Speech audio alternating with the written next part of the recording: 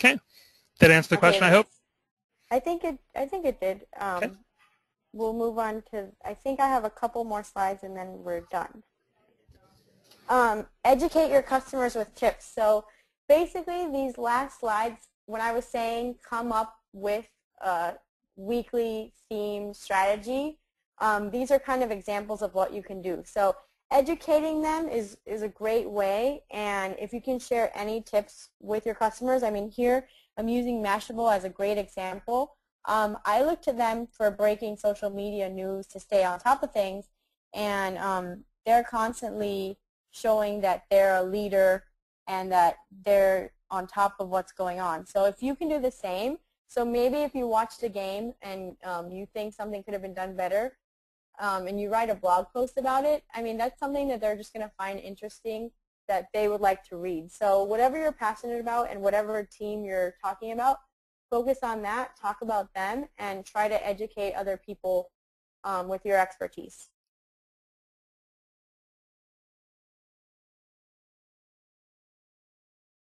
And then, of course, we want to entertain, engage, and inform with videos. Sticker Giant, I mean, basically, he posts a ton of videos either featuring his clients or even showing how stickers are made. So if you want to post a video of you playing football or you watching the game or your reaction after watching a game, something that's definitely entertaining would just be taking a couple minutes to do that. Like I said, it doesn't have to be anything professional, but something that's clear to understand, short, sweet to the point, that's entertaining and engaging.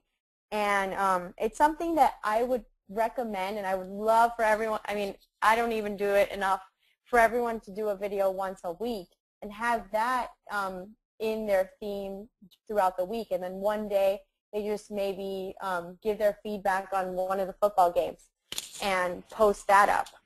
Yeah, and you could do something like, I mean, here's my idea of the day. I mean, go to a game and pick out the fans that are just the biggest maniacs, and shoot a minute of video with them. Shoot them doing their thing, and then see if you could ask them like one question of the day, and then you could do that at one game, and then go back and have 6, 8, 10 weeks of content that you can then kind of break out on on an as-needed basis, or just go ahead and edit everything up and have it ready to go, so that every week you've got your piece of kind of fun and entertaining content, and it doesn't need to be like slickly produced.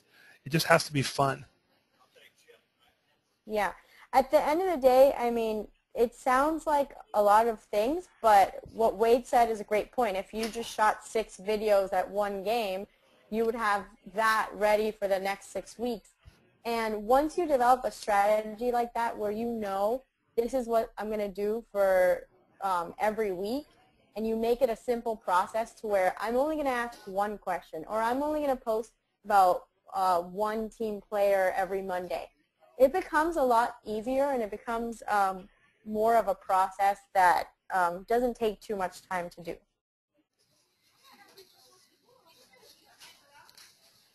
Show your community involvement. Say you play on a community baseball team, or you're involved, or you go to local tech meetups. Take that opportunity and try to engage with people that you can actually meet with offline. So in Miami, there's a lot of events, a lot of tech events that I started finding out about, and then the more I would go to, the more events I would learn about. But I started to talk to these people online.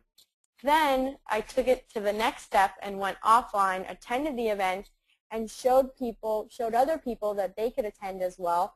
And it starts kind of spreading like wildfire, where it is really good to get involved with the community and then to talk to people that you can meet with in person and take those relationships that you get from social to the next level and really build your brand and build your relationships. Yeah, and one opportunity for that as well is if you pay attention to sites like AffiliateSummit.com, they're starting to do meetups across the country, where instead of just getting together twice a year, people are getting together in groups as small as like 2 or 3 people to get together as affiliate marketers and build some relationships, maybe trade some tips on how things work. I know that I just went to the Orlando affiliate meetup a couple weeks back and ended up spending the whole time talking with a couple of affiliates and working with them on strategy, or working with them on showing them some tools, and actually getting in and getting actively involved. It's amazing the quality of people that you meet and what kind of actionable tips you might come up with. Yeah, once you do that, you definitely see that the sense of community and people really start helping each other. And there's a lot of startups and a lot of people that go to these events, so they're actually going through the same things that you are, and you can learn from each other. It's a great asset. Okay.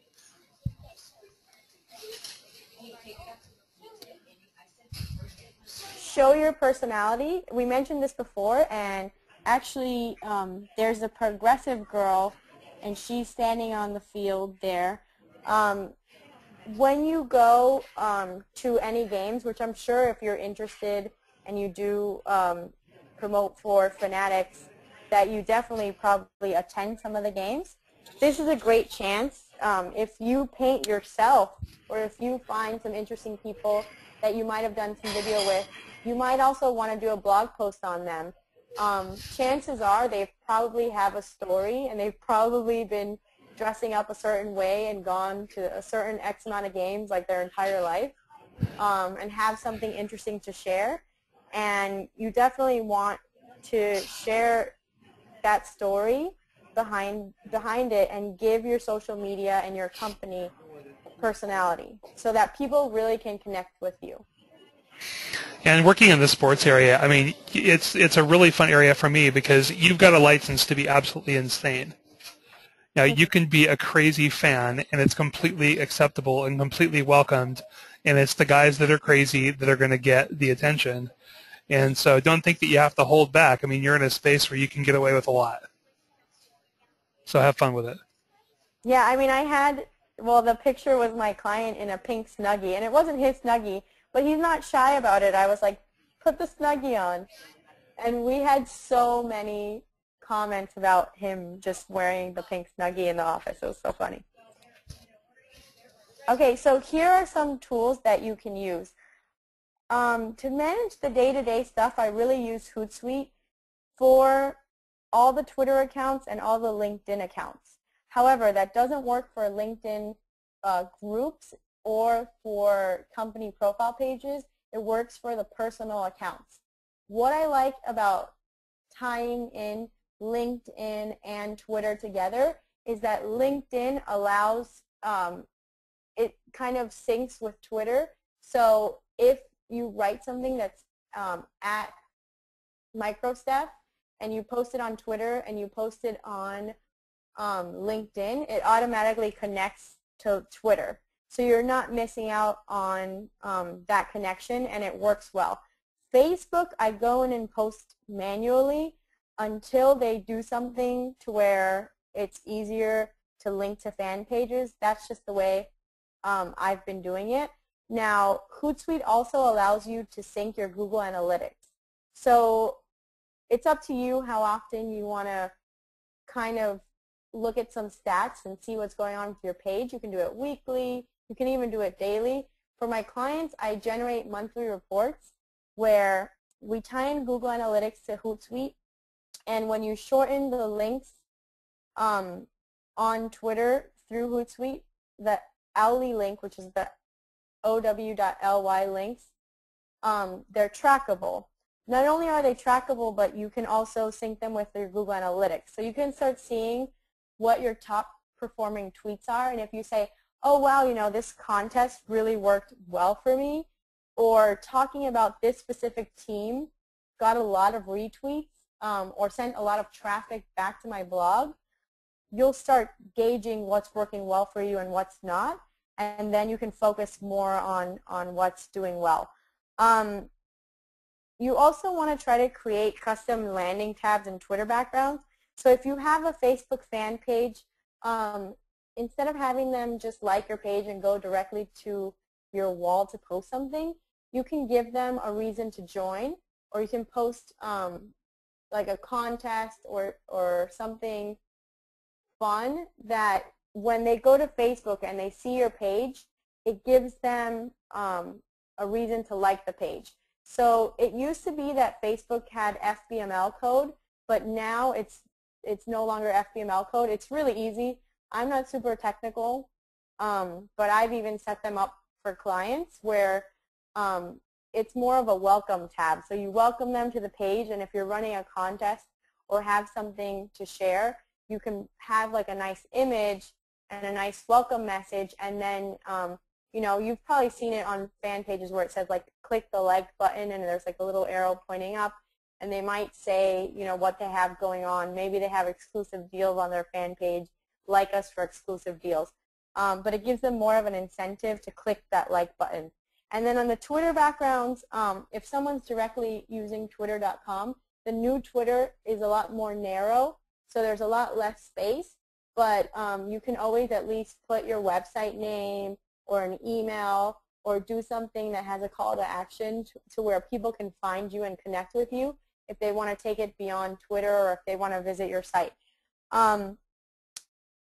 Through Facebook, Facebook Insights shows metrics for your page. It shows your demographics. It shows what country they're in, how old they are, male or female, all the percentages. And you can use this data as a good example of how you want to do Facebook ads. So the last link says hyper-targeted Facebook ads, gain fans for life. A lot of you might do some promoting on like Google AdWords and things like that. It is a lot more cost-effective than Facebook. However, I will say that the Facebook ads are a little more expensive, but they're extremely targeted to where you need to look at it more as a long-term value.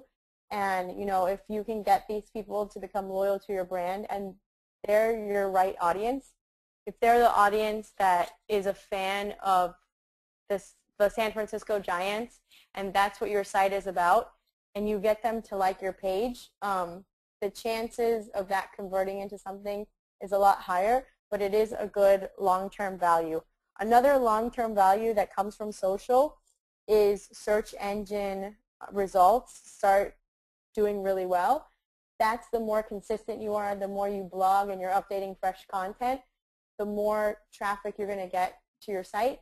But Google Instant features live results straight from Twitter. So if you're tweeting and people are looking at the same topic or they're searching for the topic that you just posted about, you don't have to wait a few months for SEO results. It's happening in real time, and those results are in real time. So there's a lot of long-term benefits and a lot of tools that you can use to see what's working best and focus your energies on that. That being said, there's not a consistent tool for reporting. I did talk to some people at AdTech called madeinsocial.com, and they're going to send me a demo. So because I want to see if they can really consistently pull information from Facebook, from Twitter, from Google Analytics. Also, Google Alerts you can set up, and you can monitor your website name, your brand name. You can monitor the sports team that you like, but it's not in real time. So as soon as I find something that is in real time that has all of these under one umbrella, I'll definitely let you guys know about that. And I'll try madeinsocial.com, but I'm not sure that someone really does that in real time and in one place. Radian6 does a good job, but they charge at a lot higher rate per keyword, so not everyone can afford to use a tool like that.